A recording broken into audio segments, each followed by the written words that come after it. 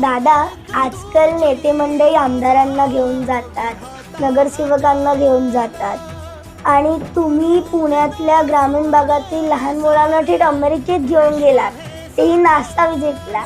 हे कसं काय? बेटा काय झालं, जिल्हा वार्षिक योजना म्हणजे DPDC असतं, त्या DPDC मध्ये आपण जिल्ह्यातल्या वेगवेगळ्या विकास कामं त्या ठिकाणी करू शकतो.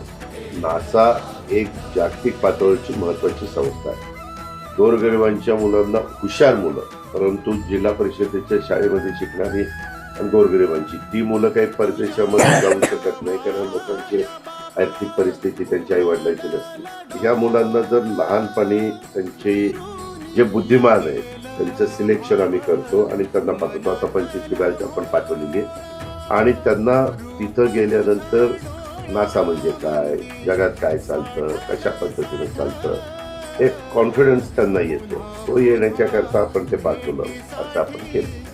ओके, म्हणजे तुम्हाला फार्मर्सच्या मुलांना सायंटिस्ट बनवायचंय, ॲस्ट्रॉनॉट बनवायचंय ना? और नुसतं शेतकरी नाही, काही जण शेतकऱ्यांची मुलं असतात, काही जण त्यांची शेती नाही पण मोलमजुरी करतात, पण त्यांची मुलं हुशार असतात.